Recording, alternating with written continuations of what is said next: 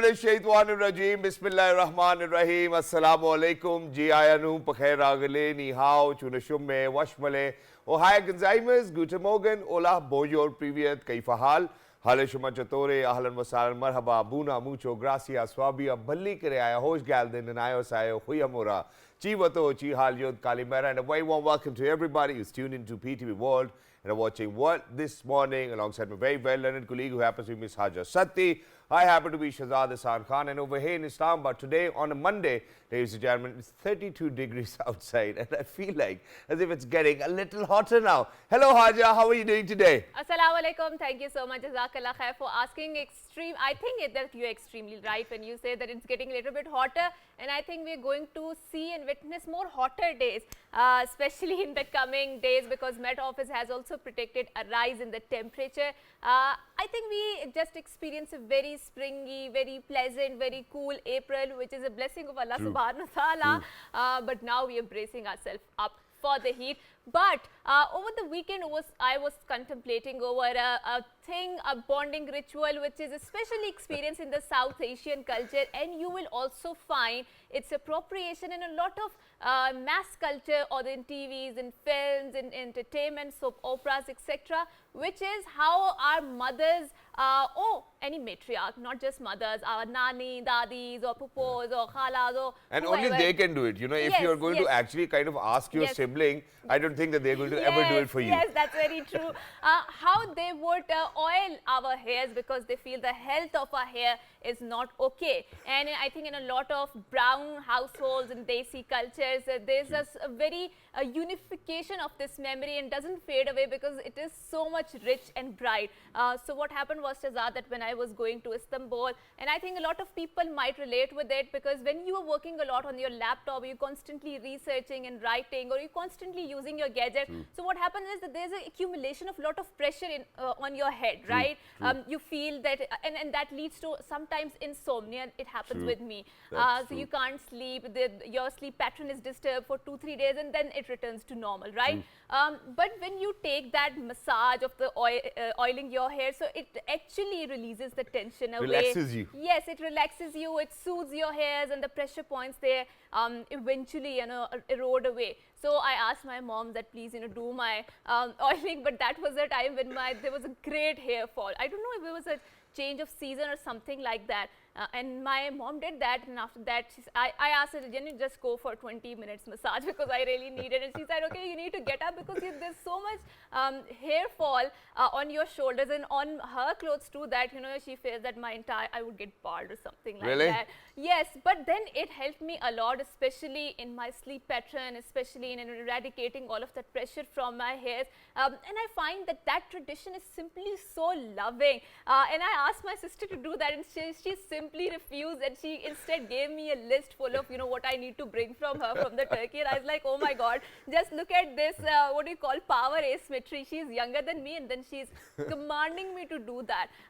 But I think you also might have a lot of such sort of memories where obviously, because we belong typically from a very Punjabi background, and that's how it was. I've seen my grandmother do that to my pupos, and I've seen my mother do that to my sisters and me as well. And it's because of the fact that, imagine that once I had hair as long as somewhere here, and I was like, every time I used to come back from Karachi, because back then I used to live in Karachi, so my mom would oil that and whatnot. But no matter what oil I put on my hair, I was not able to save my hair. So I don't think whether it's research based, but yes, obviously, when it comes down to relaxing, when it comes down to you having a great time, I think it's wonderful. But that wasn't the only problem with me. The problem was that my mother was so used to of massaging my hair that I got so used to of the massage now. So imagine that, as soon as I was back from UK, so my wife told me that I've been putting on some, I don't know if it's the correct terminology, rosemary oil or Mary Rose oil, so one way or the other, ladies and gentlemen, this oil which she was putting in her head, and she said that, my hair are fantastic, and ever since then I've been telling her every night, why don't you put some oil on my hair? And she didn't do that. She's like, okay, I think I'm just going to do it with my head, not with your hair. But ladies and gentlemen, I believe that, for everybody who's out there, I mean, if you are still looking forward to protect your hair, please make sure that you oil them, because that's, I mean, I don't know, is it a myth, first of all? No, it's not a myth because oil is actually food for your hairs, Okay. right? Like you need nutrition for your body to survive. The same goes for the for your hairs. But there are a lot of other factors that also affect the growth of your hair. So, right, good food and other things, other environmental factors. But having said so, I think one more thing. One more thing in addition to that, and that is that, so do you know that, one of our producers, Mr. Hasnan, do you think he can put oil on his head? I think Hasnan will ask you this question right after the show, but ladies and gentlemen, I think I think he was putting enough hair in the oil. We wouldn't be asking this question in the first place. So, moving on to our news bulletin because Hassan is very strict with us. Please move on to news bulletin. Okay, so during a phone call today, President of the UAE, Sheikh Mohammed bin Zayed Al Nahyan, discussed with Pakistan's Army Chief General Asim Munir the enhancement of the cooperation and the joint work between the UAE and Pakistan in defense and military affairs, and ways to support and strengthen them to serve the mutual interest of both nations. Sheikh Mohammed bin Zayed Al Nahyan emphasized UAE's commitment to supporting all that achieves unity and stability in the friendly Islamic Republic of Pakistan and meets the aspirations of its people for the progress and prosperity.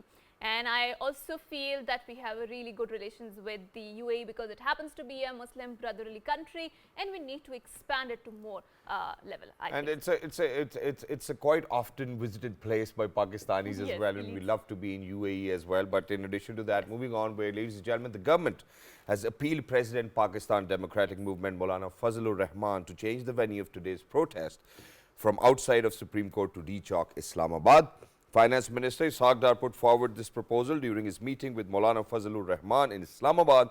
The Finance Minister said that the venue change may be finalized after consultation with the allied parties. Ishaq Dar contended that the country witnessed violent protests few days back and appealed him not to stage protest outside of the Supreme Court. And even while I was coming towards work today, ladies and gentlemen, for all of those people who are actually trying to make it to the red zone from Magla Road, the gate is closed. Please make sure that you use the other alternate route, which is right in front of F6. I think that's the gate where you will be allowed access to red zone. So please make sure that you have your office cards with you because they're checking that. And in addition to that, it's just humble request that, for people who love to work, people like me and Haja, please make sure that there's some easiness out there, because every morning we have been waking up from the last week trying to reach work, and unfortunately it gets a little difficult for us to kind of make it to work and do what we are supposed to do every single day. But I think, inshallah, in days to come, ladies and gentlemen, it's a democratic process. We are a democratic country, and everybody has a right to voice their concern. Okay, so now some good story, which is about Sajid Ali Satpara. He has created the history for the Pakistan as he became first mountaineer from the country to scale the world's highest peak, which is the Mount Everest, of course, without the help of the high altitude porters and supplemental oxygen. Satpara, son of the Alpine style. Yes. The son of the late legendary climber Muhammad Ali Satpara summited the 8,848 meter peak situated in Nepal today in the alpine style, like my co-anchor just mentioned, the type of the ascent where climbers are not supported by the local porters from the base camp to the summit. So Shahzad, did you ever thought of summiting all of these climb? Are you an adventurous person? Well, I am. As far as I have a room which has an air conditioner, there's a car outside. I'll be good to go wherever you want to take me. Why are you missing the internet? Well, I'm missing the internet because imagine that, there are a few things which you're supposed to do on internet every single day. There's a basic activity. Yes. For example, your emails, there are videos on YouTube, there are podcasts which you listen to on every single day basis. And, it feels like as if there's a hindrance in between me and my learning just because of the fact that I cannot open up YouTube. Obviously, there are other ways of doing so as well, but they weren't really very... Pakistanis are very apt in exploring those avenues.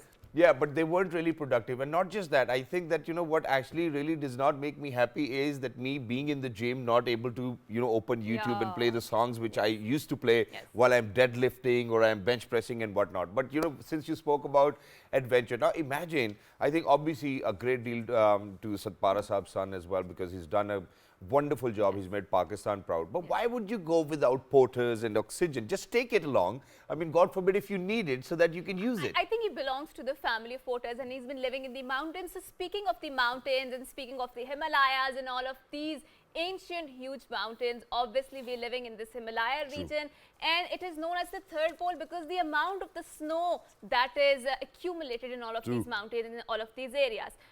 So being a South Asian country, being a Himalayan state, we would say that there is a disappearance of the melting glaciers. Or rather, the melting of the glaciers is a very serious concern for us as a Pakistani, and we see that this is because of the manifestation of the climate change. So to discuss more on why there is a disappearance of these glaciers for the Himalayas, we are very lucky that we have been joined by one of our favorite experts on the climate change. He happens to be Dr. Ijaz Ahmad. He is an environmentalist. Assalamu alaikum, sir. Thank you so much for coming. Hey, assalamu alaikum. Thank you for having me. So, sir, it's wonderful to have you, but for the point which Hajra has mentioned over here, obviously we're going to come down to that. But let's recap from last year, or not even last year. Let's go back all those years. So we have seen flash flooding in the country. We have seen that that the season where we used to cultivate the crop, the season has changed as well. Then the rain was so much that the entire crop was, God forbid, damaged as well. But this year around, we have had a record yield of wheat. There was a lot of rain, and that too before it was supposed to happen. So, and imagine that the only thing which I would love to mention over here is that last year, summer was here earlier. Now this year, it's May 15, 2023, and now today is the day where we can say that officially, okay, it's summers now, because earlier the weather was perfect. So what's really happening? So 1 year we see very different sort of climate change. This year around we are seeing that the winters prolonged for so long. So for any ordinary Pakistani, it's hard to understand. And for us, the only reason why I'm asking you this question is that Pakistan has been most vulnerable to climate change. So let's get started from here. Well, I think it's mainly because we are lucky to have such a diverse geophysical features. Starting from south, we have more than 1,000 kilometer long coastal areas, and even in that coastal areas, we have two different types of coast. One is the Balochistan coast, which is behaving quite differently from the coast that we have in Sindh. Because of the geophysical features. And there are some studies which says that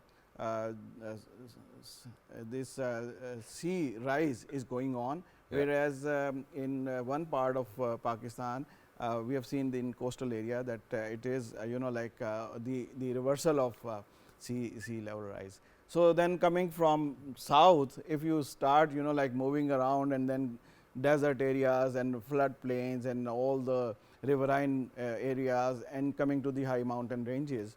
So you see this diversity. Though we have seen the last year summer was quite earlier as compared to what we and longer too. Yes. So this is basically the result of climate change, which we have already mentioned, that the unpredictability,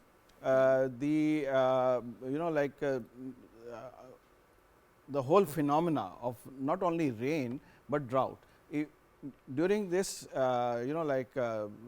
all this year, all these 4 or 5 months, we have seen droughts, we have seen glacier melts in the northern part of Pakistan, and here in the central part we have seen not only rain but also hailstorms. In Multan, we have seen maybe more than a feet deep this hailstorms. Yes. So this is what we call climate change. Unpredictability is again rising over a period of time. And sir, just to kind of be sure about it, so if we are to kind of talk about our geolocation, I think what we really need to do is that we need to kind of take under consideration how the weather was 100 years ago, and you are probably the right person to ask about it as well. So talking about Asia, do you think that this is exactly how the weather patterns were, or do you think that it was very different, or do you think that they stayed the same over a matter of 50 long years, or do you think that now the change is more vulnerable? Do you think there's more change now? Yes, I think it is happening over a period of time. For last 2 to 3 decades, the situation has changed. And if you remember those years where people used to say, oh, today is 15th of any month. 22 जून है आज सबसे लंबा दिन होगा. Bhado, this no Yeah, the months that we used to, you know, like the Bhado, traditional Sawan. Bhado, Sawan. So Sawan will start from 15th of July, and it will start on 15th of July. So and there was actually some of the local. I went to Quetta on 24th of December about 10-15 years ago, That's really and cold. then it was told that on 25th December it snows. Okay. But there was no chance of like snow. Yes. But then on 25th December it happened. Wow. Oh, So wonderful. the predictability at that time, because the overall Was accurate, the situation was quite normal.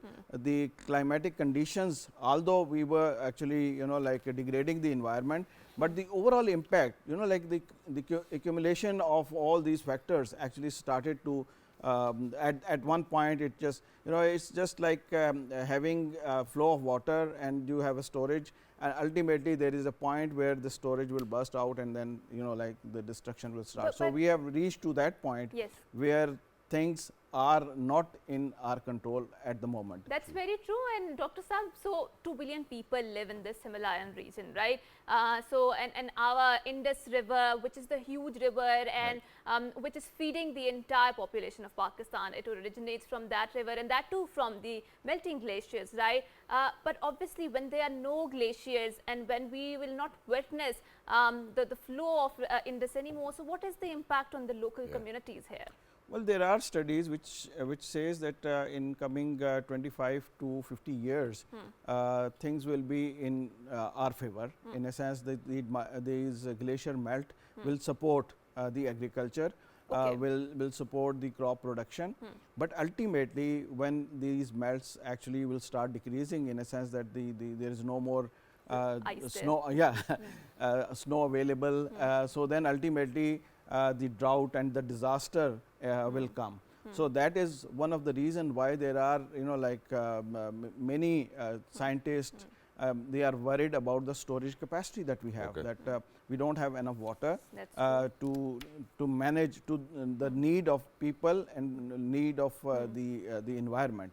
So ultimately this is something which is going to happen, and we need to focus on next 50 years. And we witness a lot of these events called GLOFs, the glacial Right. lake outbursts of flooding, right? Right. So what exactly is GLOFs and why it is very problematic, especially in the climate changed context of the South Asia? And just quite recently, adding on to GLOF as well, we have seen a lot of cloud bursting as well, which wasn't Yes, really very yes, common. yes. So what phenomena are these, and how do you think Yes. that we can kind of curtail them? Actually, we cloud can. bursting was going on, Okay. but I think the better information management system has actually given us more information now, that we can get information from the remotest areas right on time.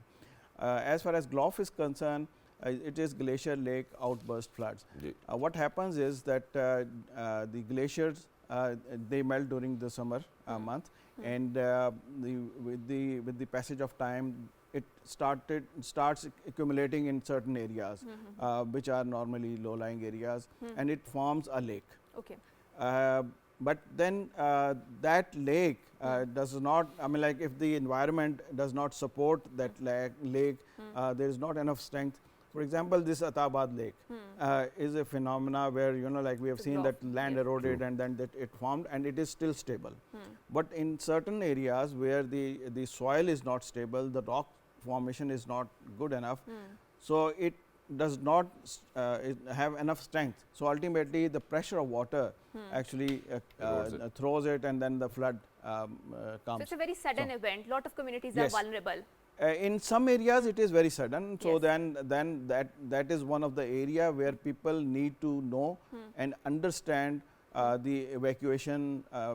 They need to have the plans and where to go, where like Yes. to stay in case of emergency. Yes. And things have improved over a period of time. Okay. There is early warning systems which have been developed Wonderful. in the northern part of Yes. Pakistan. Yes. But still, I think there is a lot to do. But also with this phenomena, we witness that there is a water scarce. Pakistan is a water scarce country, Yes. right?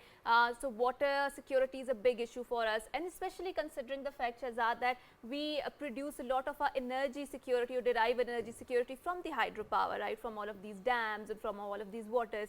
So with the climate change going on in the context of Pakistan, how much do you think this water security is becoming an issue for us, or rather it's an issue? How do we deal with that? And in addition to that, I'm very sorry, but I think I would want to say it over here because I put in a lot of research on this, that Pakistan is not water scarce.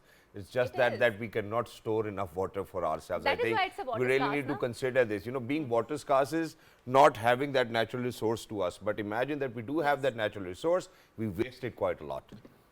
I think it's a combination of all Both. these things. Thank you. We waste a lot, Yes. but also I think There are drier spells, yeah. over a period of time, you know, like at the time when you know, like in 1947, the water per capita water Yes. availability was much higher, Yes. 5 or 6 times more than the need That's the true. average human being requires. That's true. And we actually have reached to the point which is where we have actually, it's normally I think 1000 cubic meter per year or something like that. And we now we have available water of 800 something. Exactly. So we are already, I mean, like And we have been water scarce for a longer period of yes. time. So we are water scarce, Yes. but then we are wasting water as well. That's true. And the amount of water that we are wasting and the amount of food that we are wasting, I think that we can actually, you know, like what we are using for 8 months, we can use for the whole year. Wow. So it's like 1/3 of wastage that we are actually going, and then we don't understand the pain of those people who has to actually travel 5, That's 10 kilometers to fetch Fetch a the glass of water. not glass of a pot of water. Bilkul. Yes. And it's really very sad. I mean, like when you go into those areas, like in Balochistan or in Sindh, even in Punjab, so you will see that, you know, like Yes. women, children, girls, they are moving, going for, you know, like in this sunshine. True, true, true.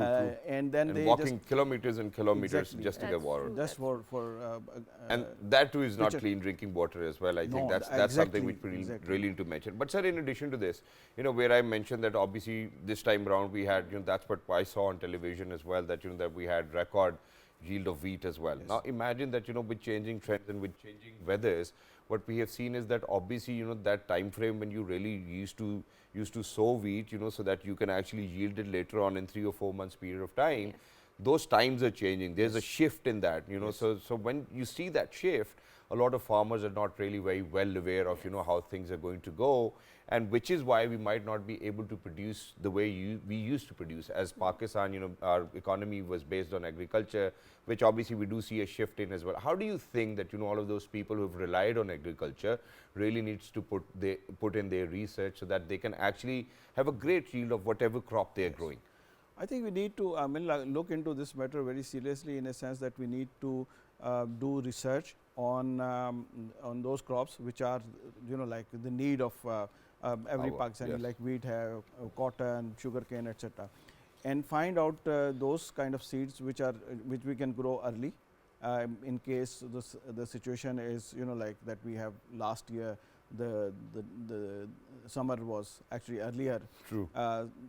And conduct research on those seeds which we can grow on later stages. But over a period of time, because of the better information system, because of the internet facilities, because of this mobile phone, the farmers are getting information from Okay. the agriculture departments Right. on timely basis. So there are some mechanisms which have already been developed. And in addition to that, sir, you know, the only reason why I asked you or posed you this question is that, you know, earlier we have established that, you know, that we are a water scarce country, okay? Yes. You know, or probably we cannot even save it. I would put it this way, and we really need to work on it. Now imagine that the world where, you know, the countries were water scarce, they made sure that if their economy was based on agriculture, that they are going to introduce drip irrigation systems, Yes. right? Yeah. Now in Pakistan, unfortunately, I do not see people moving in the right direction, because I believe if that's what we know, that that we're a water scarce country. We certainly need to put in place some apparatus and systems where whatever we are harvesting at least uses or consumes a lesser amount of Yes. water, but we're not doing so. But They- I do feel that the technology is assisting the agriculture a lot, because I went to, I think, DI Khan and all the surrounding areas. So I saw there was a lot of solar panels which was Yes, assisting that's true. farmers in their fields. So that's, I mean, entirely not. Well, there I actually Energy and water, I think, obviously we do need them both. Yeah. Yes. actually, I mean, like both of you are right. That's a very diplomatic not because I want to come next time also. But the reason is that there is a technological system is available, and there are like many areas where you will see drip irrigation system, but it is so expensive that small farmer cannot afford it. That's true. In orchards, people are using these, and there are local systems as well where people have started actually using that. And as you mentioned, the solar system, government of all the provincial governments, they are actually subsidizing farmers who are interested in having these technologies. So there are actually you will see very successful stories where farmers, educated farmers normally, but then we have this like bhed chal, where when we see that okay, my neighbor is doing something which is good for him, so I'll do it ultimately people will also follow it. Exactly. It may take maybe 5 years or 10 years, but ultimately they have to, there is no other option as well. True. Yes. So they have to go through this whole system. And they will have to adopt to this newer change as well. But thank you so much, Dr. Saab, Thank for you so being much. with Thank you. us. Lovely to be in conversation with you. And thank you so much for telling us that both of us are right. And for everybody who's out there. Ladies and gentlemen, it's about time that we actually head out towards a short break. But once you guys will come back, I think we're going to resonate with what Dr. Saab said. Because imagine if you practice about something, may it be agriculture, may it be what you study, maybe what you research, or what you're supposed to do. Ladies and gentlemen, there will be a time where you will reach an optimum level. Does that really work? I mean, that's something which we are talking about right after a short break. Don't go anywhere. Good morning.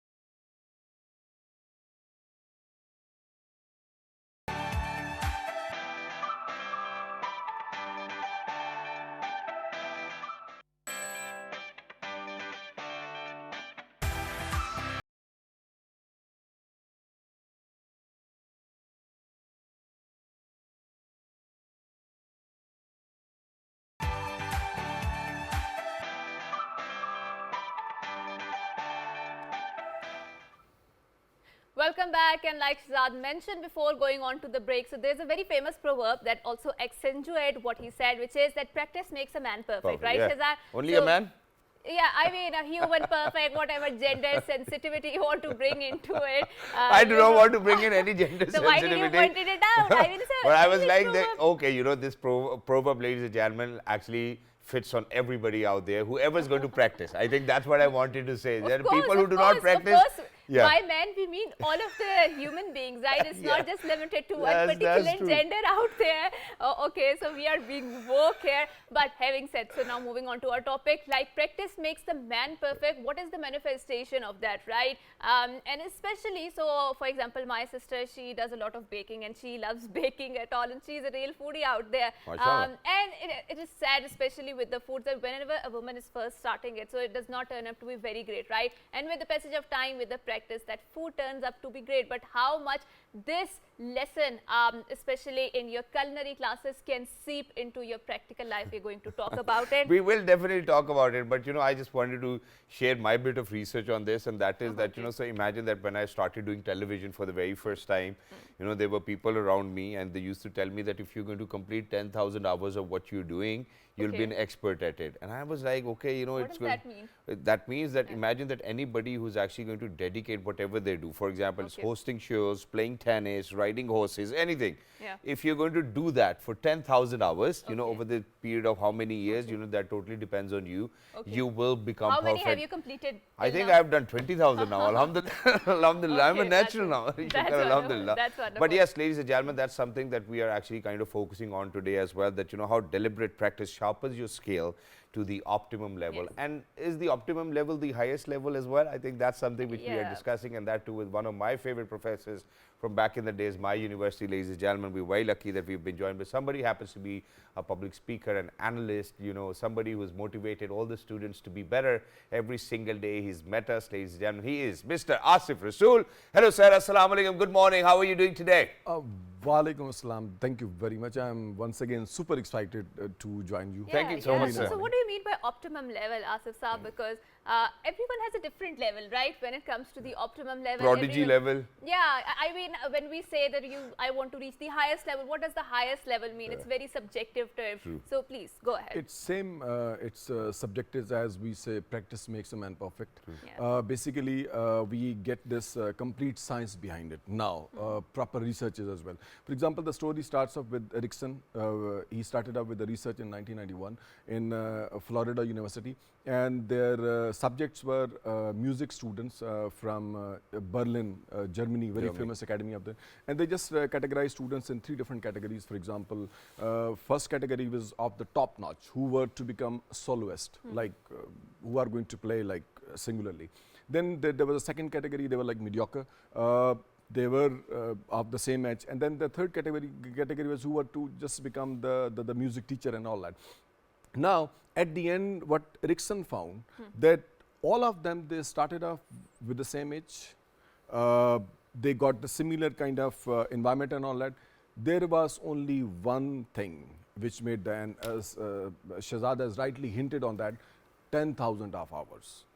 Those who have completed this much, so they achieved whatever they just planned, that we were to become this, and rest of them they couldn't, because he just properly showed the results. For example, 10,000 hours soloist, they went for this 10,000 practice. Then those who were to play for orchestras, they went for like 8,000 hours. Then who were to become music teachers, they just went for almost 6,000 hours. Yeah. So it's in terms of this hours of practice, but then deliberate practice. Yes. And under the wonderful supervisor and all that, because I can generally ask like one question. For example, all the students who go to foreign universities, best universities, top-notch universities in Canada or in Scandinavian countries, America, you know, who are these people? They're not from like poor background. They are the people, they have got like hidden Talent? It's not like talent, it's like need to earn awareness. to stand out. Yeah? There is someone to properly guide them, that this is a requirement, and they achieve that and they go there. So you need this a one. mentor, that's what you're saying. But sir, in addition to this, I have a very interesting question now. Now listen to ready. me. Because for the last 10, 12 years, we've been, you know, doing shows all over the country, outside the country. We take a lot of musicians with us. We perform for other people. Now imagine that Atif Aslam, and there's this one other singer, I'm not going to name him. You know, okay, so imagine that they started singing together, right? They had a band together, and they have had practiced 10,000 or more hours. But why is it that, you know, that Atif Aslam is loved more than the other gentleman who has put in the same hard work? You know, so now, because when we say optimum level, I think that, you know, from my point of view and from my perspective, both of these gentlemen are at their optimum level, but one is loved more, but the other one is not loved as much as Atif Aslam. How do we think that we are at the optimum level, even if we have given those hours, when we do not receive the same love somebody else does? Well, I'm very thankful to you for asking this very Okay, challenging go ahead. question.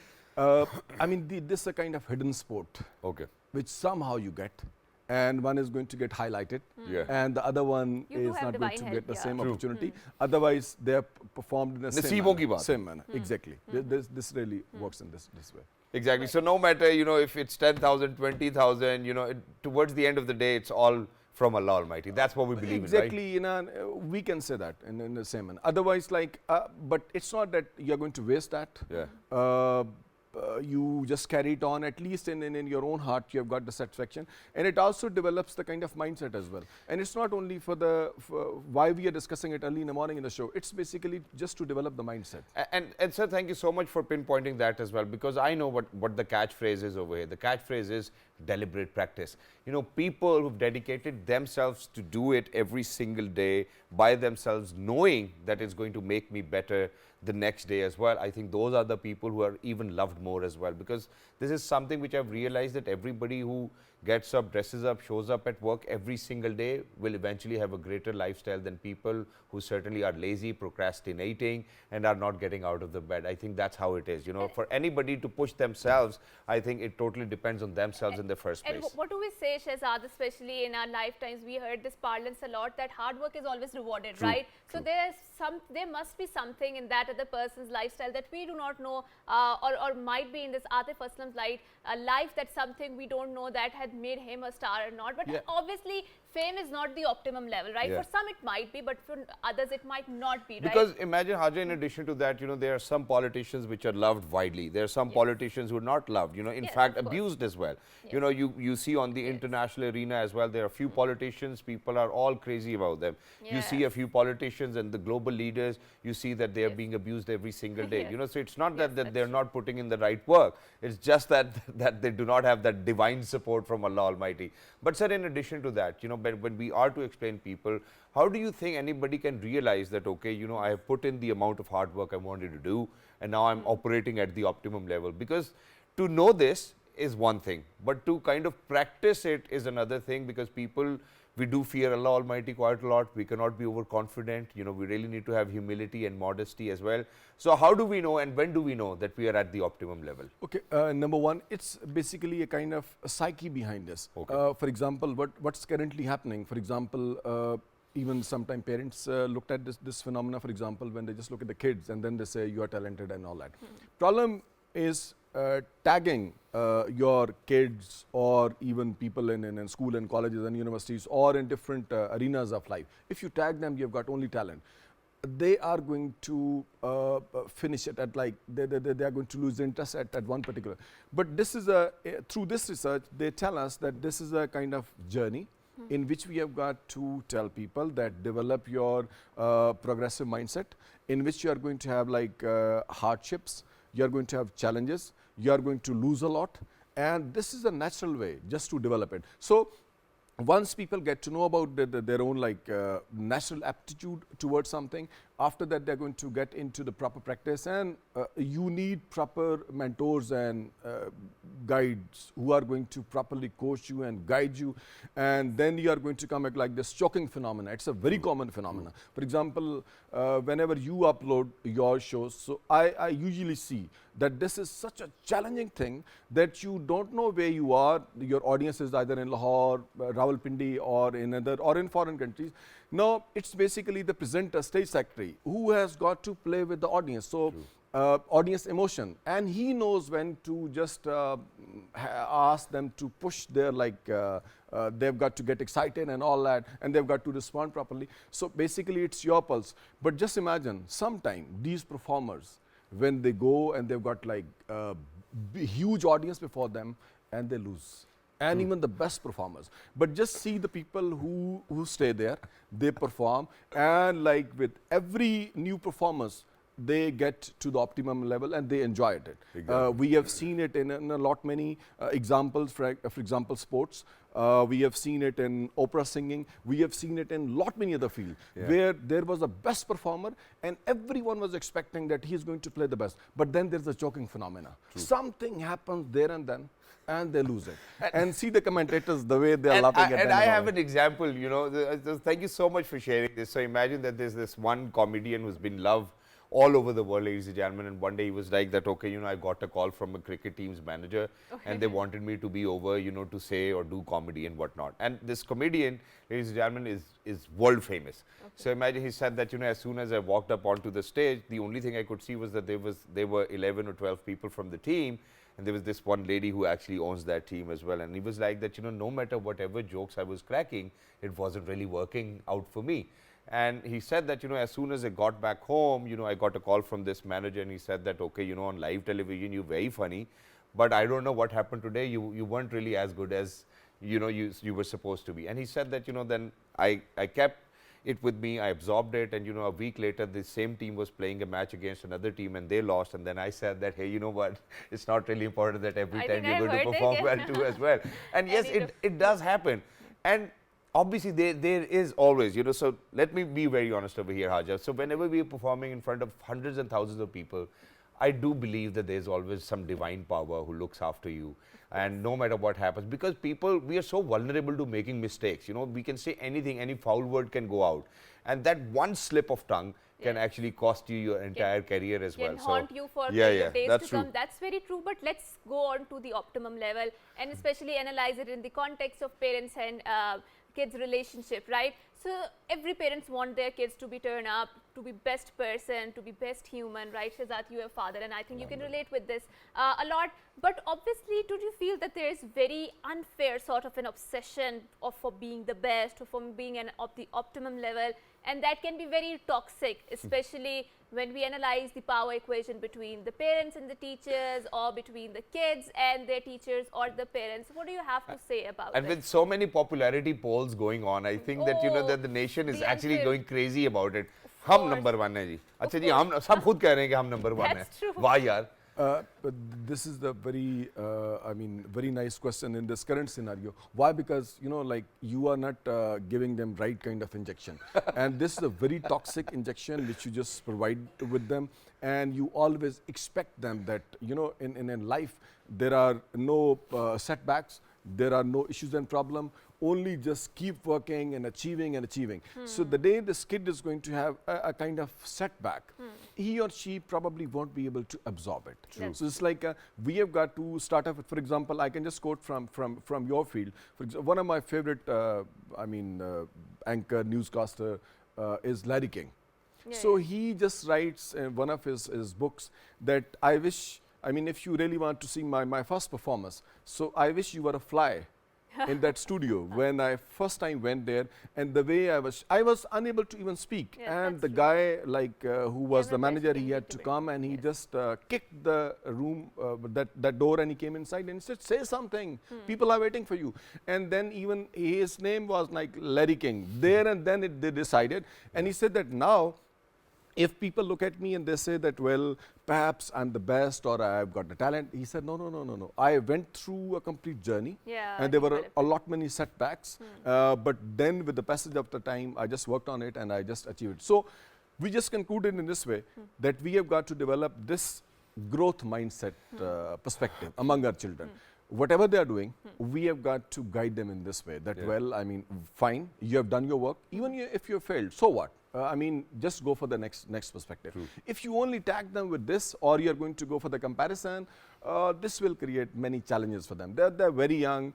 For example, now this what academia is doing, especially schools, they are just there to make you happy. And I have seen, I've got a lot many friends, they're in school, they've got their own huge branches.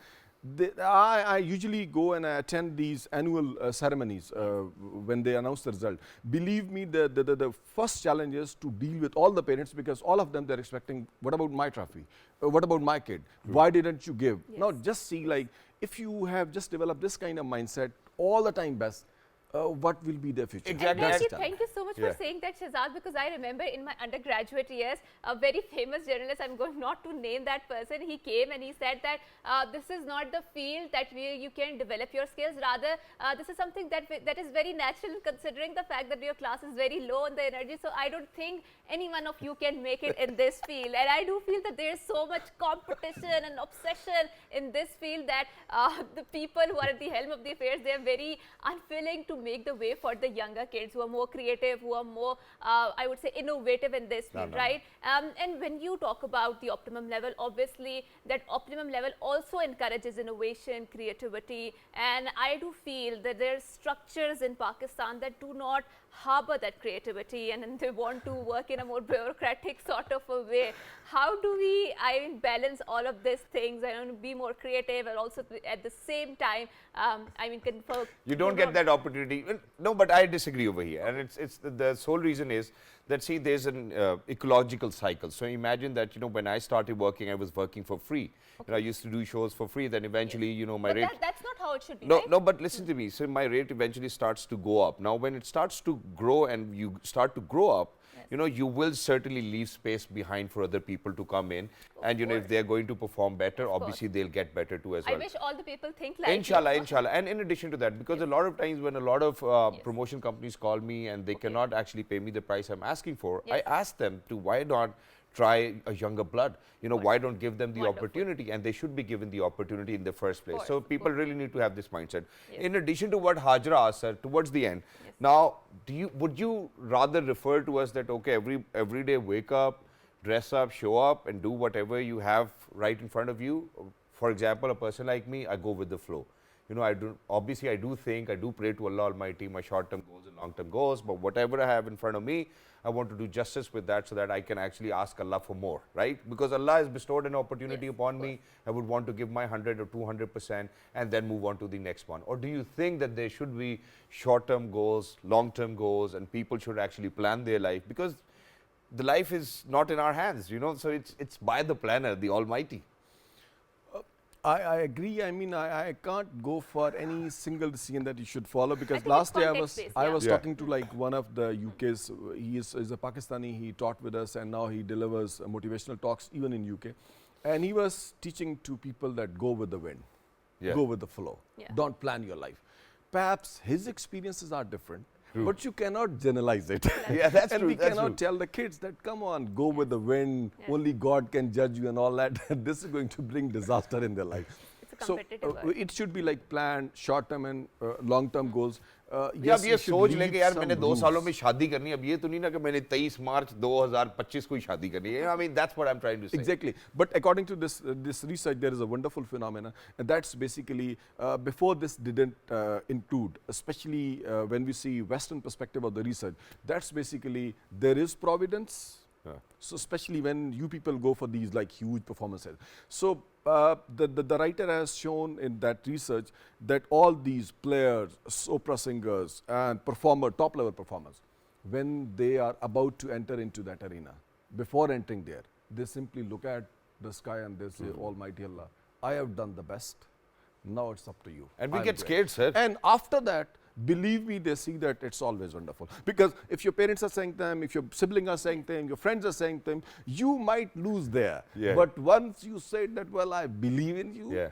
now I have done everything, it's up to you. And after that, they go and there is always And a it wonderful always result. works, alhamdulillah. Thank you so much for saying that, and thank you so much for putting it out brilliantly, because you need to take that leap of faith, right? True. And faith is what survives us. This is the reason for the soul existence, and this is what is going to guide you in your coming days to come. So have the faith in Allah subhanahu wa ta'ala. And, you wanted And to just compliment one last thing, and that is, this is something which I have learned from my own experience, and that is that hard work beats talent. So anybody who's actually willing to put in the hard work, ladies and gentlemen, he or she will always beat that one talented gentleman. That's the punchline. Who has not ever put in that hard work. So talent with hard work, ladies and gentlemen, is something which is going to take you to the skies. But only hard work will actually make sure that hard work will make you lead from that gentleman or the lady who's only based on talent. So please make sure that every single day when you wake up, if you have talent, make sure it's a combination of talent and hard work. Until next time, look after yourselves. 1, 2, 3. Good morning. Have a great week.